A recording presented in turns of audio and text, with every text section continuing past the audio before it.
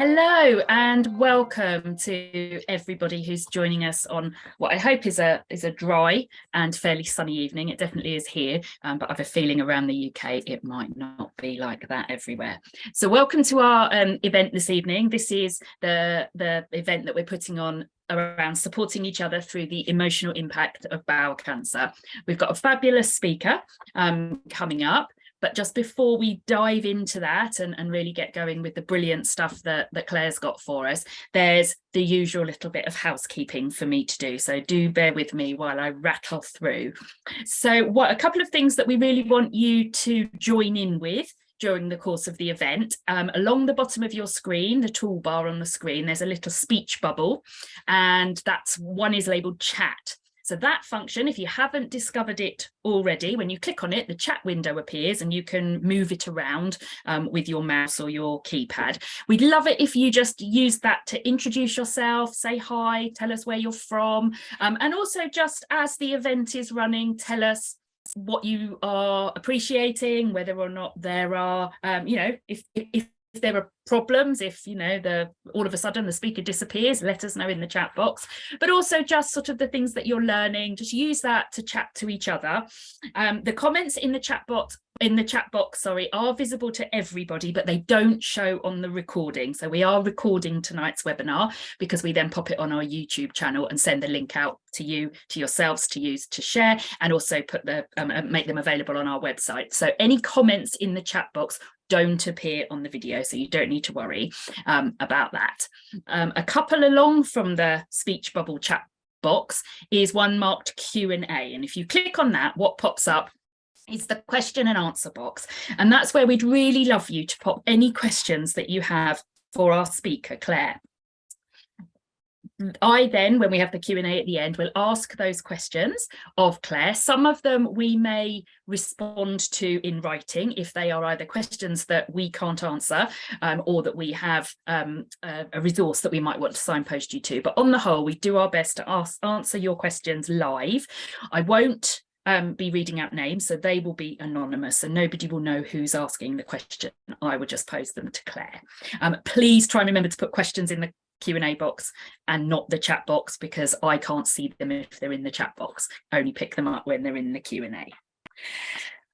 What else? So QR codes. For those of you who are familiar with the little black and white squiggly boxes that sometimes appear, if you have the camera open on your Apple or your Android device, and you point it at a QR code, when a QR code appears, then that will take you as a link through to a particular website.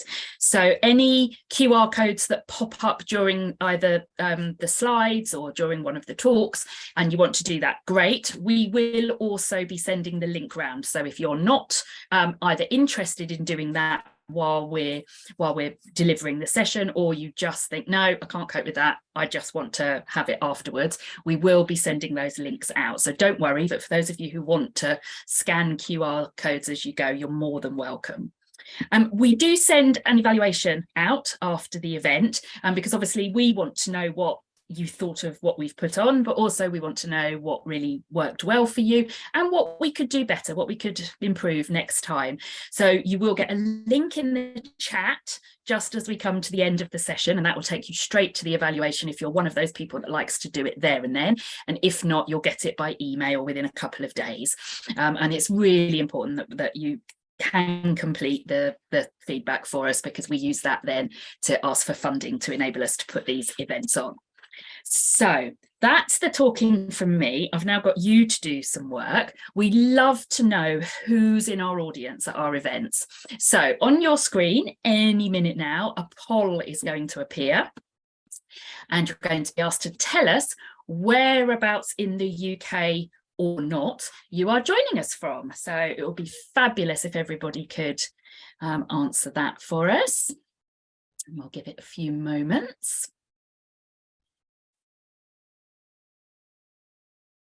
Okay, the numbers have stopped. So if we want to pop the results up. Oh, okay. So nobody from Northern Ireland, but we've got good representation from everywhere else in the UK. And I really want to know where the outside the UK person is. if you're brave enough to pop in the chat where you're joining us from, that would be brilliant, because we don't often have that happen, which is great. Okay, so now there's another question for you, and this time it's around how many of you are there. So we know how many computers or phones have logged on to this, but we've no idea if you're watching it all on your own. Oh, Munich. Oh, welcome. So there we go, we've got somebody from Germany. We've got lots of It's Just Me's, but we have got some +1s I can see. And then we do ask, if you're watching with other people, who are they? Just so we get a sense of whether or not this is, you're watching with supporters, carers, partners, or whether or not you're on your own. Okay, so the numbers have stopped moving. So let's have a look at the results. So we've got lots of It's Just Me, and a couple of people doing the watching together, which is lovely. So welcome to everybody, and enough talking from me, and on with the main event. So I am delighted to be able to welcome our speaker for today. I'd like to introduce you to, oh no, we can't hear you in your charges, Sasha. You're absolutely fine. And I'm delighted to introduce everybody to Dr. Clare Reeder. Clare is lead clinical psychologist at the Macmillan Psychological Support Team, part of Lewisham and Greenwich NHS Trust. So she's here tonight to just talk to you all about the emotional impact of a bowel cancer diagnosis. Clare, welcome. And I'm going to hand the spotlight quite literally over to you.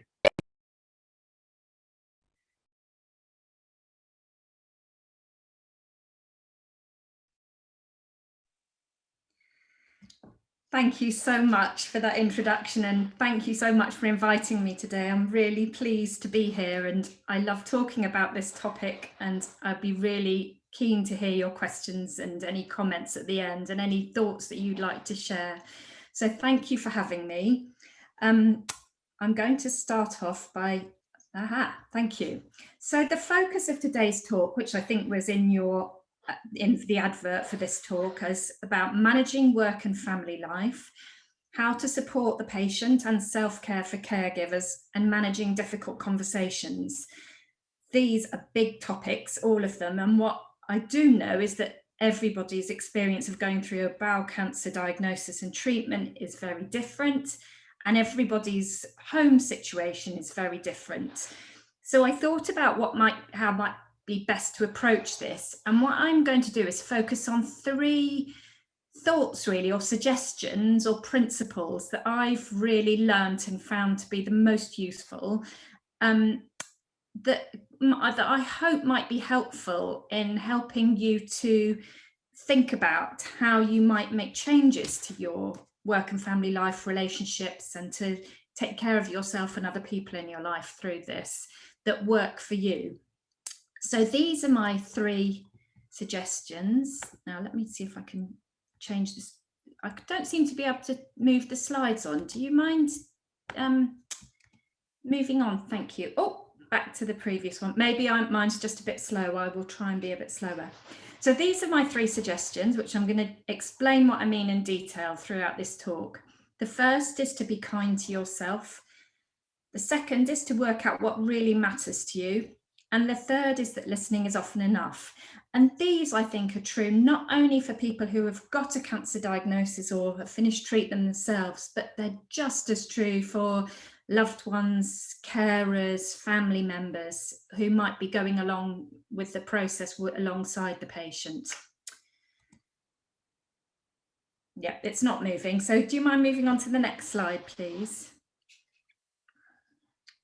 Thank you. So, in fact, before we do that, what I wanted to do is start with a little bit of context, actually, and talk a bit about what the emotional impact of having a bowel cancer diagnosis might be. And actually, before I talk about this slide, I was wondering if we could do one of the polls, please.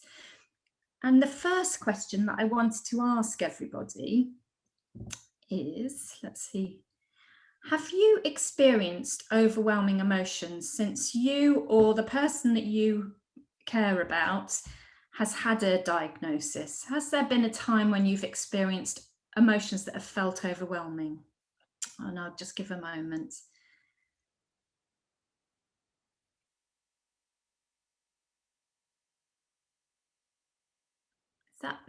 I'm guessing, would you put up the results when you think we've had enough time, please?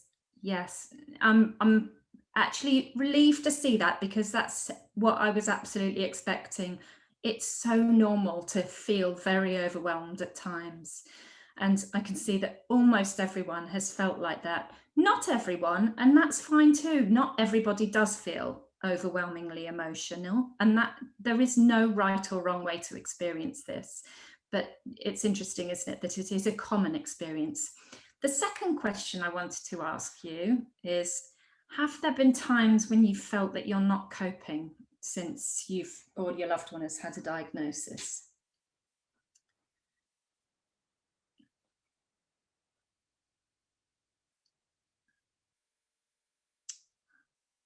Should we put up the results of that one? Again, it's a really common experience, isn't it? Lots and lots of people do have the experience at times of feeling like they're not coping. And so often I hear people say, I look around the waiting room at the hospital and I see everyone else doing just fine, and I'm not coping and I'm the only one. And you can see from this, actually, it's really not uncommon to feel like that at all. And it's, it's normal to feel like that at times.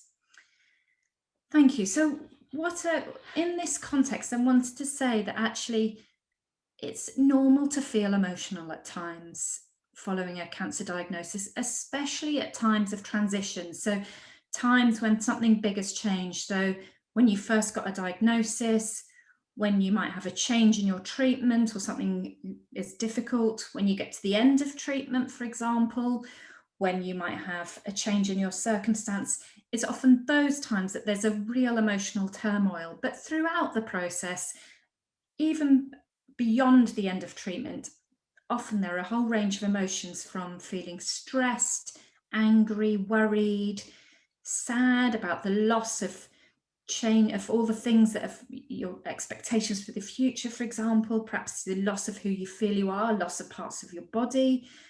You might have a sense of disgust or shame about needing the toilet constantly, having a stoma, feeling sick. You might be very low in mood, losing energy or motivation. You might experience some trauma responses. Maybe you've experienced something as part of the cancer process that has felt very traumatic, that might lead to things like flashbacks or nightmares. Or perhaps you've experienced traumatic things in the past that then sort of get reignited when you're going through the cancer treatment. Perhaps it reminds you of some of that. All of these things are very normal, not only for the patient, but also for the person going alongside it. Can we move on the next slide, please? So what we know is that it's very normal at times for emotional experiences to be quite extreme. And by that, I'm thinking back to that person who said they didn't feel overwhelmed by emotions. It isn't true of everybody, and certainly not true all the time. And sometimes your emotions can be extreme in that you don't feel anything, you feel completely numb. But what they can feel often is a bit out of character or a bit unpredictable, and that can sometimes feel quite frightening or disconcerting. And what we do know with cancer is very often change will keep coming. The diagnosis itself will have been often a big shock, or certainly involved, a lot of changes to life, but change will keep happening. You will keep having different treatments, or things will come to an end or start again. Your work might change, your relationships might change, and it takes time to make sense of it all. And this process of making sense of it all, it's called adjustment, really. We know what adjustment means, but I often think about adjustment in the context of our emotional task. So, for example, we all grow up believing things about the world and ourselves, things like, I'm a competent person, or I'm lovable, or I'm unlovable, or bad things happen to me, or good things happen to me, or if you work hard, things come right in the end, or the world's fair or the world's unfair. And often we're not always wholly conscious about believing some of these things. But very often when you get a cancer diagnosis, it really can rock a lot of those beliefs. and rock our expectations for the future. And the consequence of that is a really emotional storm, a bit like a kind of internal explosion, and that the output of that is a lot of emotional ups and downs.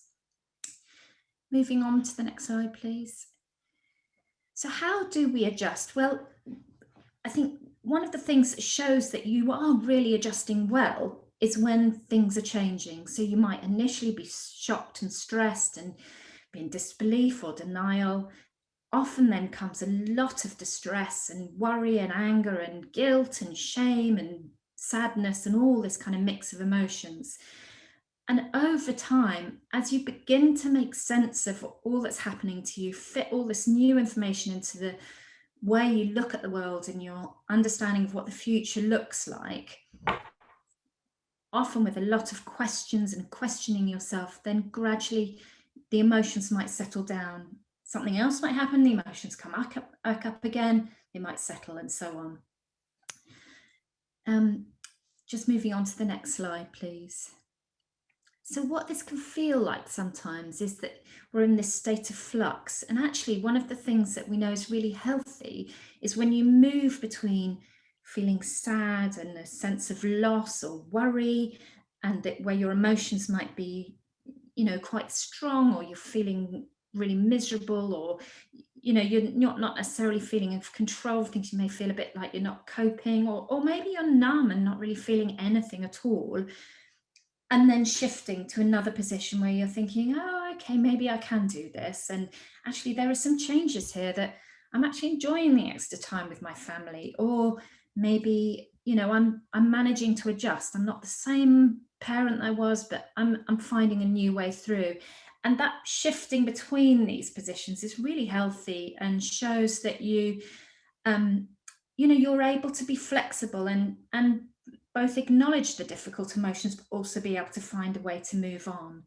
And I think that's really important. I think often we feel like we shouldn't be feeling all these difficult feelings, but actually they're all fine, and are showing, if you're not getting too stuck in anything, that you're attending to what's actually happening and finding a way to make sense of the world with all these new experiences. Next slide, please. Now, all of this that I'm saying, it's not just what happens to the person who has the cancer diagnosis. Cancer happens to families and communities and friends and loved ones and houses, homes, people who live in a block of flats, for example. The impact can just be just as big for the people that are close to the person with cancer as well. And it's often really difficult for the person who's not got cancer, because it may feel quite difficult to ask for the extra support you need, or to feel that you're really finding things difficult. You may feel that you have less support because actually the focus is on the person with cancer, and you as the carer or loved one might be really trying to protect and care for your loved one, and that might make it feel quite hard to acknowledge your own emotions. And I just want to really acknowledge just how hard it can be for someone going alongside someone with cancer, and to say that all the things I'm going to say today really apply to people, loved ones as well. Moving on to the next slide. And it's not just the emotional impact. Cancer affects all areas of life. It obviously affects our physical well-being in terms of the cancer itself, but also side effects. All of this is extremely exhausting. We've talked about emotions and beliefs, but we also know it affects your practical situation, the fact you might be going to repeated appointments, or even at the end of treatment, life's probably looking really quite different. It might have had a bigger financial impact, it might have had an impact on your work, and particularly might have had an impact on your relationships. Some might have got much stronger, some people might have not responded as well as you had hoped, and perhaps some have drifted away. It might have affected your sex life or your intimacy. It might have affected things with your children. And again, I just want to emphasize just the enormity of what you go through with cancer. And it's this context that I want to emphasize when I'm thinking about the 3 principles. Can we just move on to the next slide now, which is the first principle? And there's a few things here that I just wanted to think about in terms of being kind to yourself. I'm really acknowledging that everyone's going through with cancer, no matter what stage you're at in terms of your cancer progression, what treatment you have. It's a big event, and that with the impact it can have, you almost everyone is going to need to reduce their expectations of themselves. You may not be able to be the best the best parent you can be, the best friend you can be, the kind of employee you want to be, the kind of manager you want to be. You may not be able to have the clean house that you would normally have. And I think it's really important to acknowledge that you just might need to reduce what you expect of yourself. And this is partly an acknowledgement of what you might be going through, not only physically, practically, financially, but also emotionally, that no matter how big or small an impact emotionally it will have, it is going to affect you in some way or another. And it's okay to feel these things. It's okay to feel sad. It's okay to feel it's anxious. It's okay to feel nothing. It's okay to feel distance. It's an emotional journey, and it's going to be difficult. The others I'm going to talk about in a bit more detail with other slides. The first is to speak kindly to yourself, then to take care of your body and mind, and in particularly accepting support. And the thing that I wanted to end with this is that there is no right way to cope. There is no right way to do things. What's important is finding what works for you, and that is going to be very different for everybody. So I'm just going to say a bit more about some of these things. So firstly, in terms of being kind to yourself, I think we're very often our own worst critics, and we can be quite harsh to ourselves and kind of beating ourselves up a bit and saying, well, you ought to be doing this better. You ought to, there's a lot of shoulds and oughts, aren't there? I think we're very often prone to that. But I'm guessing most of us wouldn't mostly speak like that to people we cared about. And one way that can help to be kind to ourselves in this time when we're really going through so much is to think, how would I speak to a friend or someone I cared about who was going through or thinking these things? What would I say to them in this situation? Would I really be harsh and critical towards them, or would I be empathic and caring and understanding? How would I speak to them? Would I speak in that cross finger wagging tone of voice, or would I speak gently and warmly? What pitch of voice would I use? How would my body language be? And I think most of us are more generous and kind to other people.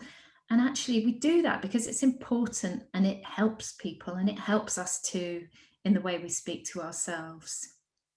Moving on to the next slide.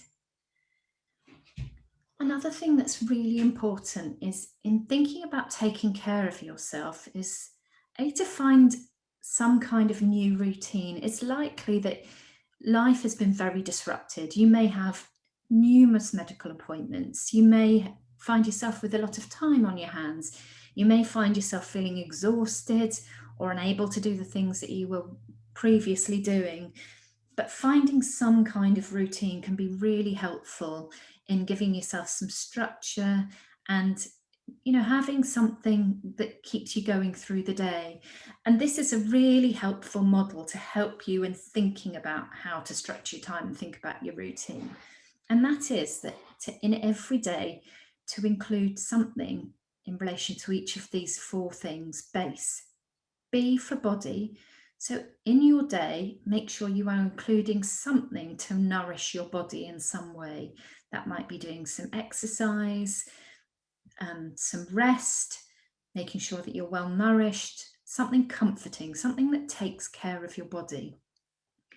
Secondly, it's really important to find something that gives you a sense of achievement. Now, again, you may well need to really reduce your expectations. It may be that you can't achieve what you used to in terms of your career or your parenting or your kindness to your friends or your household chores. But what you can do is try and find something that you're pleased with yourself every day. And again, be kind. Notice what you can do rather than what you can't. Thirdly, connection. Make sure that every day, if you can, have some way of connecting to other people, whether it's phoning a friend or sending a text or having a hug with someone or looking on Facebook, something where you're connecting with other people. We're social creatures, and finding connections that work for you is really important. And the last one, and this absolutely is not least, is enjoyment. So often I hear about what people's lives have become like, and they're full of medical appointments, difficult things, and then chores, trying to manage to do a bit of work, or trying to keep the house together, or trying to take care of the kids. And actually, the things that make life fun and enjoyable can very easily be put by the wayside, but these are really important. They're things that make life worth living. They're giving us those little mood lifts, bits of boost. And again, they may not be the things that you've enjoyed before, but it might be playing cards, it might be reading a magazine, it might be lying in the bath with the candle on, it might be playing, Lego with your kids. Whatever it is, it's just important to make sure in every day you include some of these things, and to space these out and to pace yourself. Just moving on. Now, there may be other ways that you need to take care of yourself because you're finding particular difficulties. And one of the things that we know is that when we're anxious, and anxiety is absolutely normal when you're going through cancer, is you can find yourself very often in sort of fight flight mode, where well, we know our brains respond in a very evolutionarily primitive way. So we respond as though a lion's coming towards us and we need to fight or fly. And our body pumps adrenaline around us, our heart beats faster, blood rushes from our brain to go to our limbs so that we can literally fight or flee. And that can be really difficult, to be on this kind of red alert. You might be shaking, tense, heart racing, feeling a bit sick, dizzy, all these sorts of feelings. And over time, you can lead to tension, headaches, stomach ache, and so on. I'm just moving to the next slide. And one of the ways we can help with this is just think about our physiology, our body's responses, and to help us just to calm the way our body's responding. And we know that especially things like mindfulness, relaxation, breathing can be really helpful just to soothe your body's response. And I just thought, while we were together, I thought I'd just ask you some mindful questions.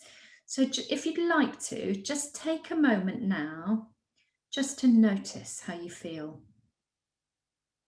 Just to notice what is happening in your body. What does it feel like to be you? Is it tense or relaxed? How's your breathing? And then what's going on in your mind? What's the emotional weather pattern inside? And this is an example of being mindful, in that you're just attending to your body, to the present moment, attending to your mind, and just noticing with kindness and curiosity, without trying to change or judge, just noticing.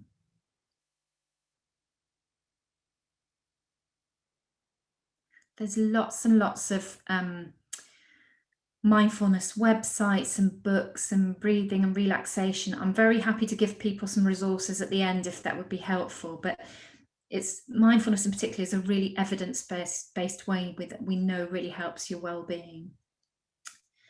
Moving on to the next slide. I think worry is one thing that is really hard to manage at times. And one technique for managing worry can be worry time. And it's not for everyone, but it might be worth a try. And the idea of this is that you pick a specific period each day of no more than 10 or 20 minutes that is your quality worry time, if you like. And for the rest of the day, that means if a worry comes to your mind, keep a note of it so that you know that it's not forgotten. You're going to give it the time it needs, but then postpone it. Say, right, I've got my time to worry later. I don't need to think about it all day. I'll think about it in my worry time.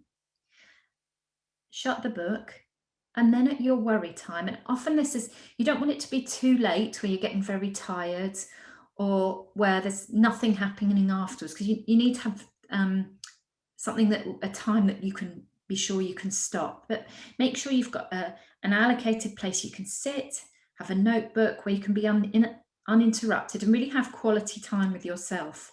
Maybe set a timer, and during that time, really go through the worries that you've written through the day and see what, really give them the time that they need. So it's not that you're dismissing these as unimportant or irrelevant, but you're taking them seriously, but you're just not letting them take over your entire day.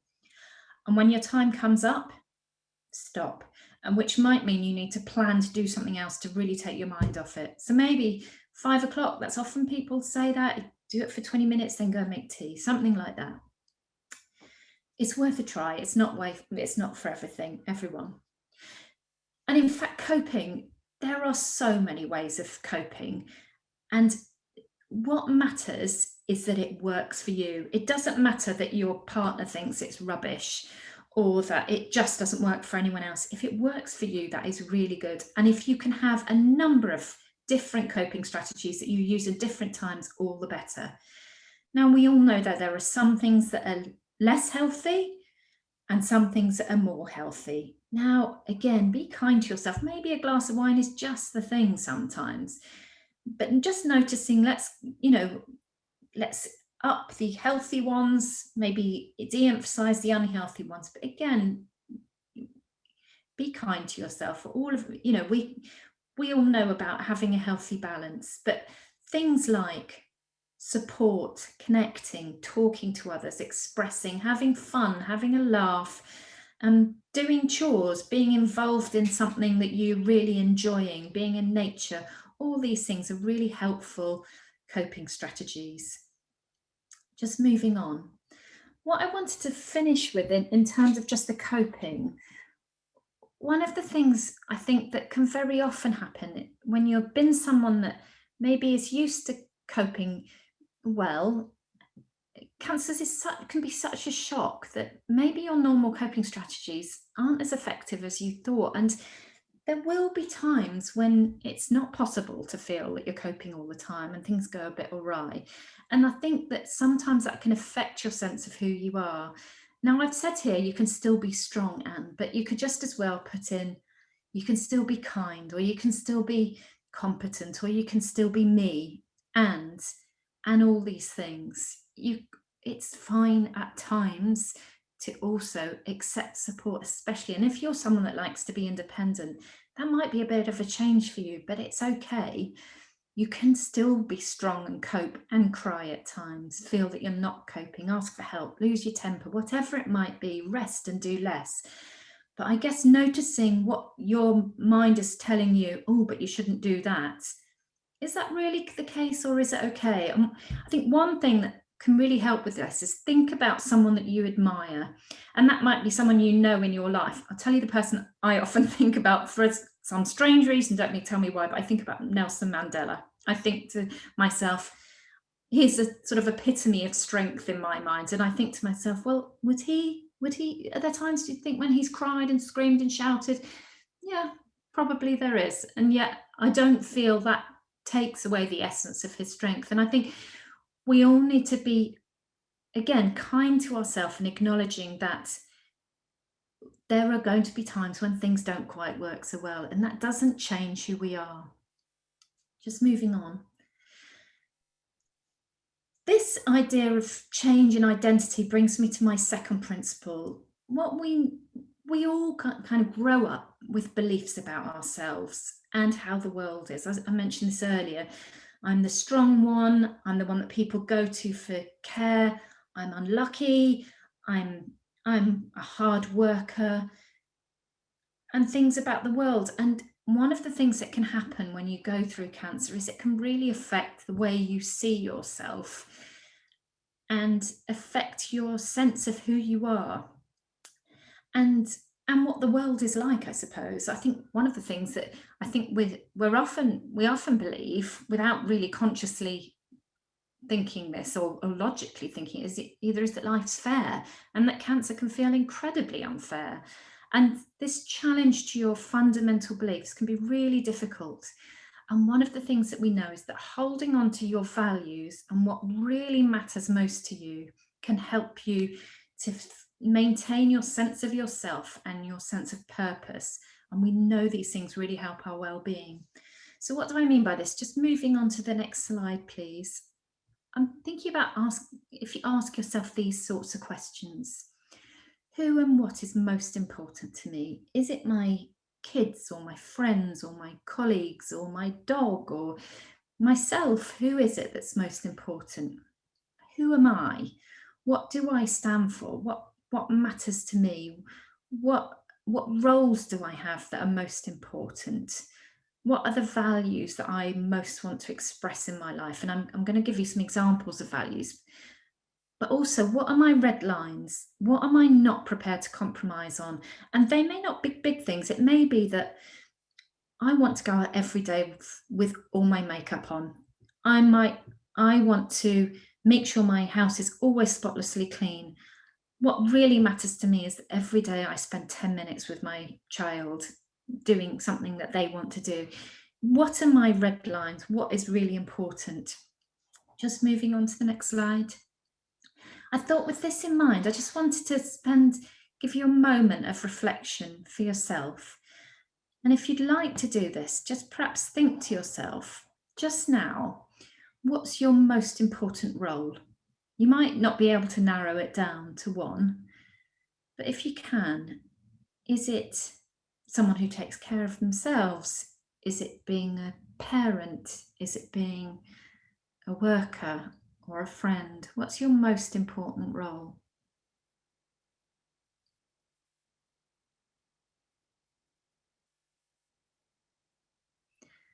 And then can we just move on to the next slide? What I'd like you to do is to think about whether there are 2 or 3 or just one value that really matters to you that you would like to express in that role. Now, I've put up some values here, but there are loads of values, and there may be one that pops to mind, or you might see something amongst these ones that, yeah, that's the kind of mum I want to be, or that's the kind of friend I want to be, or carer I want to be. Is there anything here that really, not what you should feel, but that really speaks to your gut, that says, yeah, that speaks to me, that's what I want to be like?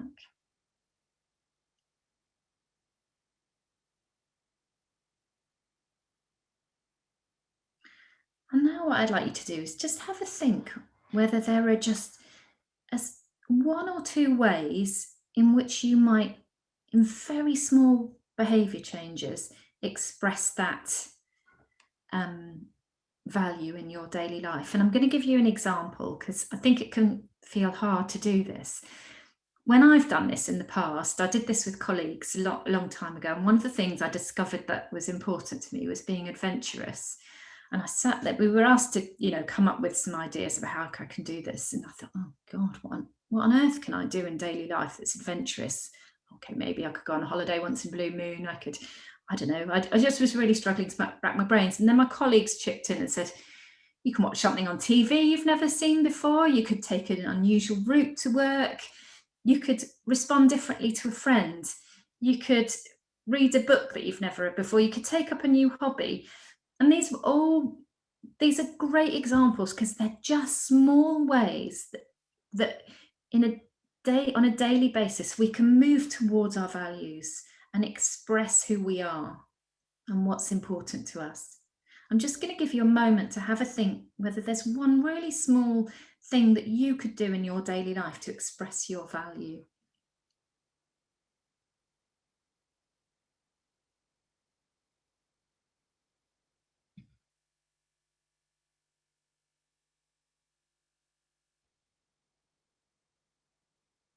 I can't see the chat box, but I hope some people may be putting some of these ideas in the chat box and to share them. Please do if you'd like to. I can't actually see it, but anyway, I'll be interested to hear how you got on with it. So if we move on to the next slide, I'm guessing that some of this has brought up for you is how you want to be in relationships. And I thought this kind of precedes my third principle, really. One of the things that was in the focus of this talk about managing relationships and difficult conversations. And I just wanted to say a few things about that. of how we can take care of ourselves, be kind, take care of each other. The first is about being clear about what you need. Um, and this is not just helpful for you, but it's also really helping the people who care about you. I'm guessing that what is very important to lots of us is being a good friend, carer, partner, parent, and so it matters to all of us to be able to express those things. Now, as the patient, I think very often we're trying to protect our loved ones and say, "Oh no, you don't need to do this." You know, but actually being really clear about what we do need can really help other people to express their values and to feel a sense of well-being. So I think there's nothing wrong in making sure that you're really clear about what you need, or to find out what they need from you. I'm just thinking about someone that I spoke to recently. Her sister was going through a cancer diagnosis, and she said that what I really need from you is just to be positive. And that was really interesting for her sister, because that's not at all what she would have wanted, but that was really helpful to her to know that that's the role her sister wanted. Lots of people have told me about it's really helpful to send out WhatsApps to people and say, "I'm coming out on Wednesday, but please, can we not talk about this, this, and this? But do you really want to know about this, this, and this?" And again, I think it's really helpful. The other thing I think that's really hard is that coping styles can be very different between friends, partners, and so on.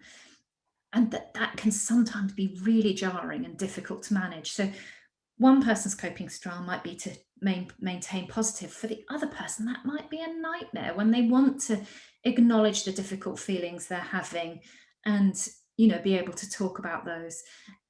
And I think acknowledging that difference and being able to make some compromises with each other, but also perhaps acknowledging that maybe there are some parts of the coping that need to be done with someone else. This is just a normal part of us all being different, and we tend to cling on to our normal coping styles even more than usual.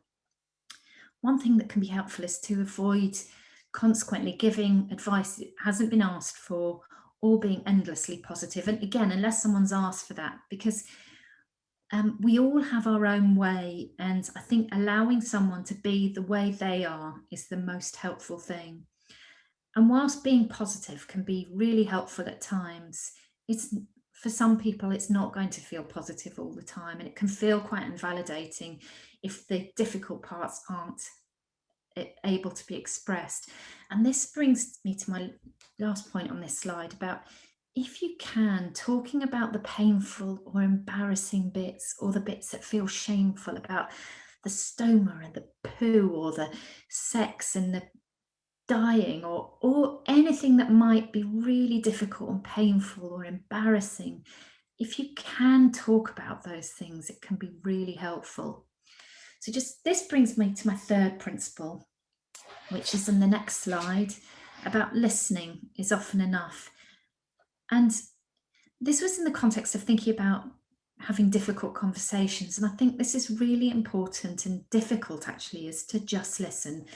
And that what we know is that difficult thoughts and feelings are often helped just by getting them off your chest and sharing them.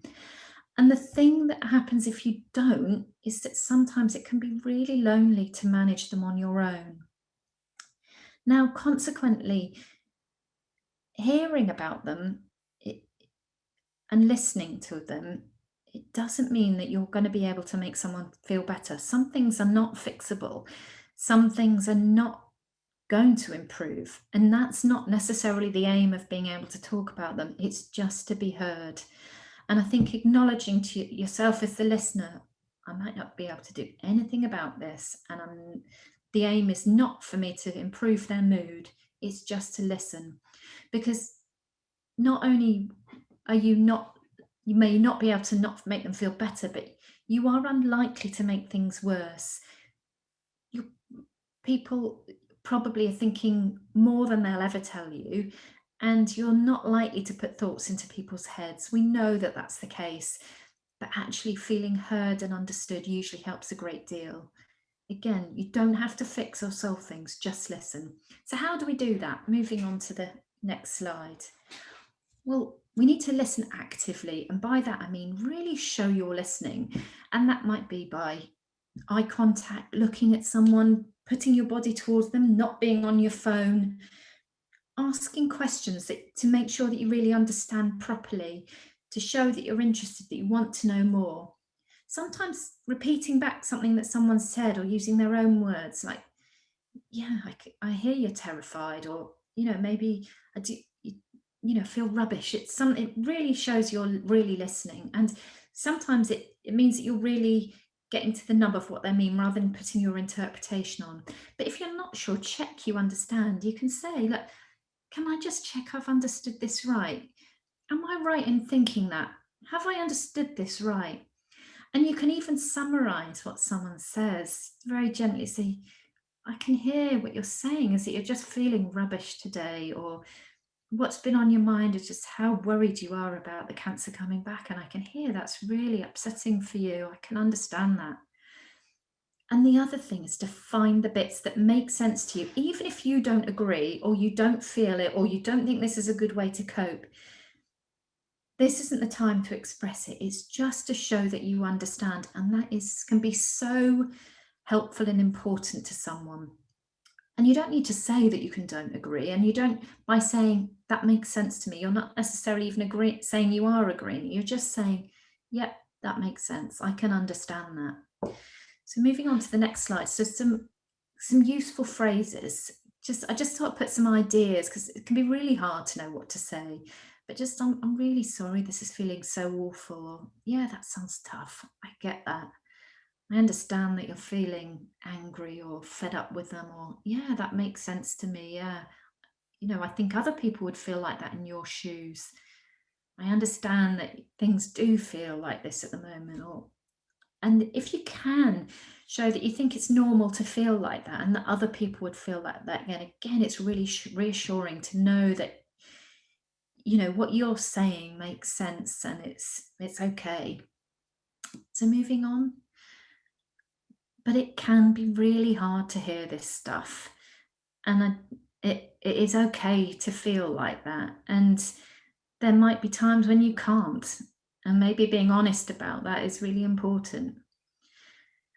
Which leads me to my final slide, which is just where you can go if either as a patient or as a carer that you need your extra support. And that may mean that you just need someone outside your own support network there, or that you're just feeling stuck, you just can't get out of this rut, or you're really struggling with difficult emotions and you're just not managing them. Here are just a few ideas, and again, I'm very happy to answer questions about this, but in many localities, but not all, and this does vary widely over the country, there might be local cancer psychological services that are part of your hospital treatment team. And usually you can find out about them by asking your cancer nurse or doctor, or, to be honest, most people involved in your care, ask if there is a service. It might be on your local website. And for example, our cancer service, supports not only patients but also loved ones. We see inpatients and outpatients, and we see people at any stage in the pathway, before they've got the diagnosis, any time of treatment, but also after they've finished treatment, in any stage in the whole process. IAPT, which stands for Improving Access to Psychological Therapies, is the NHS Primary Care Psychological Therapy Service. Now, it very often has a long-term conditions or physical health component to it, and they will have experience of working with people with cancer diagnosis, and it might be a great option if you don't want to be in your cancer service. You can find this by Googling IAPT and your borough, or your GP is a good source of knowing about this. And usually these days they self-refer. They do sometimes have a waiting list, but not always. And often you'll get a phone triage and then you'll be offered individual work. The charitable sector also very often offers psychological support. Macmillan has a Bupa phone counselling service. Maggie's Centre offers all kinds of help for your well-being and so on. And the Samaritans is a really useful resource. There's someone at the end of the phone anytime, day or night, and it's just a lovely way to be able to pick up a phone and speak to someone who's listening ear. I know it can be difficult to call somewhere like the Samaritans. It can feel stigmatizing or embarrassing, but actually, you know what? It's just a listening ear. And sometimes we all need someone that's not in our support network to speak to, a stranger even. And there are also private therapy options. And these are some ideas about organisations that show that someone is properly registered to make sure that they're properly qualified and supervised and regulated. So again, these services are here because we know that going through cancer can be a really difficult time, and there is no shame in asking for help, but I know it can be difficult. Again, if you want any extra thoughts about it, please do let me know. I think that's come to the end of my presentation. Is that right? Are we on to any questions then? We Thank you very absolutely are, much. Claire. Brilliant, thank you. There was so much there. I've written down worry time because I love that. That idea is a brilliant idea. We've got some questions, so I'm going to rattle through them. First up, we've got, is it okay to reflect my family member, so the person with cancer's feelings, rather than try to change their sad emotion? Absolutely. I think that is brilliant because, you know, we can't always change sad emotions, and sometimes they just need a bit of airing. We know that one of the best ways to manage difficult feelings is to talk about them or to write them down or to give them a little bit of space, and actually just reflecting them back can be so reassuring. And you know, I would, if you can do that, actually it's a great skill and something really lovely you can offer your loved one. So yes, absolutely. There's another session in that, isn't there? I think in its Really sort of following on, actually, the next question is one that I think is probably the advice you're going to give, advice we could all utilize in all aspects of our life, not just health. But have you got any specific advice when your partner has a completely opposite coping style to you? So we've got one person wants to research everything, know everything, find all the facts. Other one wants to think about everything but the cancer. Yeah, oh, it's so difficult, isn't it? And I'm sure you've all got expertise as well. I mean, I think you've done a great job in even noticing that that's the case, because I think actually acknowledging that you have different coping styles is half the battle in some ways, isn't it? Because I think what's really hard is when you're thinking, why are they doing that? It's just bonkers. Or, you know, actually just acknowledging that you cope in very different ways. And when we're under stress, we tend to do more of what we normally do. So we kind of probably exaggerate it. So I think just acknowledging you do have different ways of dealing things. And then I guess if there are ways you can negotiate some compromises, so perhaps that, you know, if you're the person that needs to talk and the other person doesn't, can you do that at some times, or is there someone else that you can go to for that part of your needs? I guess it's just finding ways to negotiate compromises, protecting each other for the downsides of that coping style, and using what other support you've got around, I suppose. That my mum had a cancer diagnosis a couple of years ago, and that thing you've just said about finding different people to meet different needs was absolutely what she did. There were things she'd talk about with me, but then there were things that she wouldn't, because she'd got somebody else that she wanted to talk to about, because they were better at supporting that, I suppose, exactly. For her. That's so such I think, a great example, and but really helpful to not think that you, as someone's loved one, has to meet all their needs. You don't have to do that. No. Right, we've got two more questions, so I'm going to see if I can get them in. One I think is quite a practical question, and this is stress that this person is experiencing is currently coming from work and the struggle that they're having to take their chemo tablets. So I'm assuming that they mean sort of in the course of a working day, finding the time that they need to do that is really causing quite a lot of stress. Have you got any tips, any advice? Well, that's interesting, isn't it? I mean, I'm wondering to what extent you've talked to your work about what's happening, and to what extent you feel that they might have been supportive or able to listen and make accommodations for you. I know that can be really hard, and not all workplaces are sympathetic. If you are struggling, one thing that can sometimes help, I don't know how you'd feel about that, but maybe asking your maybe your cancer nurse, whether they could write a supportive letter for you to outline your needs. Yeah, I don't know if you know other people who've gone through something similar that you could ask for their advice about how they manage that particular situation. It would be a really good question to go onto our forum and ask, because I'm sure that it's probably more common than it should be. So I think our forum might be a good place.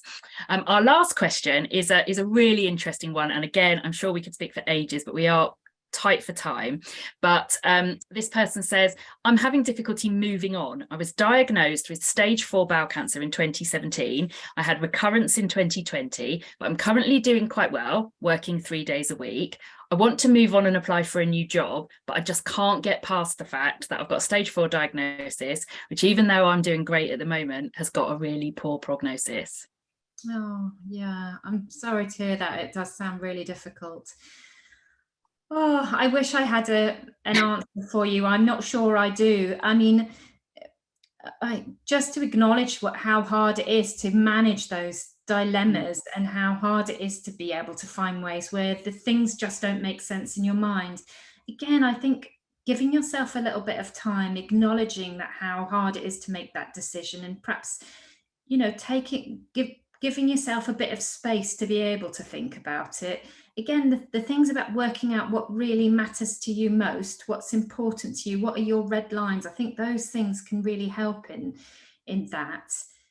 And checking out what's most important to you.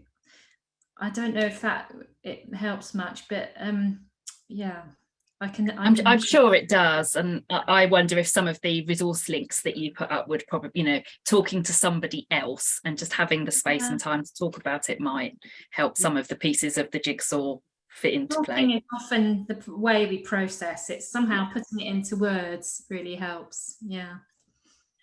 Well, Claire, we are almost out of time, so a massive thank you to you. I'm on behalf of all of us and everybody watching. It's been really, really fascinating, but it is a Wednesday evening and you've given up your time. So a huge thank you from everyone at Bowel Cancer UK to you.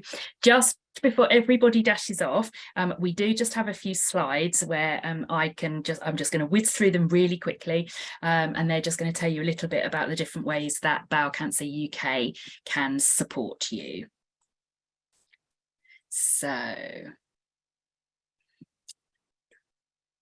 oh, have I gone too far? No, I haven't. I'm in control. Okay, so first up, we have a number of Facebook groups.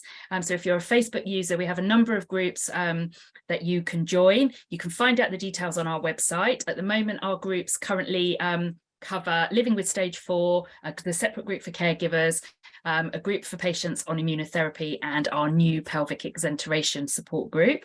So onto the website if you want to find out more about how to join those. We also have our forum that I mentioned just now. So again, if you've got questions or you just want to read what other people's experiences are, and we've got a super supportive forum that you can either just go on and be part of and read all about and experience, or you can sign up and actually be a member, and that will allow you to post and have your questions answered. And again, our forum button is really clear on our website. So head to our website if you want to sign up to the forum. We have a program of online support groups, so a small group of people facilitated by a trained volunteer meet to share experiences on a weekly basis for a period of 6 weeks. We've got some chat-togethers coming up in November, which will cover family and friends, advanced bowel cancer, younger people with bowel cancer, and living with a stoma. So again, head over to our website and look for Chat Together if you would like to sign up to any of those. We, of course, have all our health information. So I'm sure lots of you on the call have already discovered this part of our website. Some of the booklets and fact sheets you can order actually a paper copy, and they'll be sent out to you completely free of charge. And then all the health information resources you can also download and print at home or just read on the screen. And that covers everything from worried about a diagnosis, through having a diagnosis, through different types of treatment, all the way through to living with and beyond. So again, head over to the website if you'd like to find out more about that. We flagged this, I think, in the chat. If you've been recently diagnosed and are experiencing a lot of the anxiety and the emotions that Claire's been talking to us about, you can scan this little QR code, or you can go to the website and follow the link.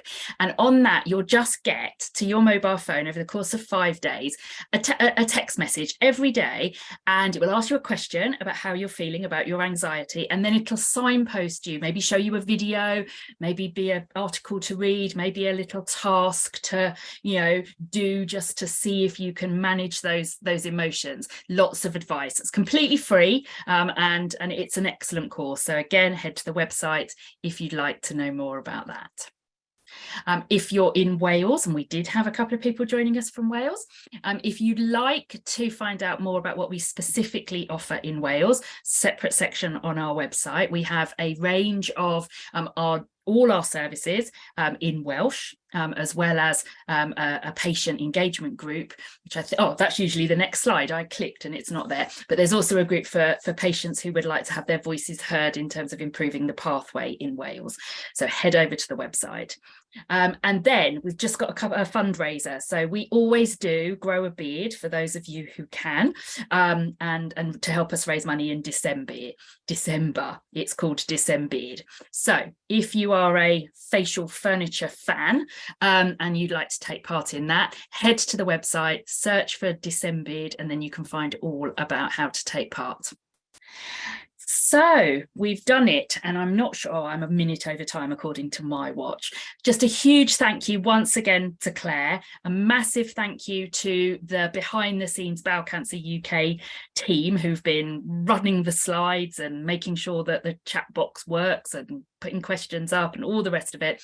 But most importantly, thank you to those of you who found us tonight, and who are living with a bowel cancer diagnosis. It's not easy. We hope that what we've been able to do tonight is kind of open that conversation for you, give you some practical tips, and we would love it if you became part of our bowel cancer family, headed over to the website and had a look at the support that we offer to all of you and everyone who loves you. So please do the evaluation if you can when that email arrives, or follow the link, and head off now for a cup of tea and a slice of well-deserved cake, I think. Have a lovely evening, everybody.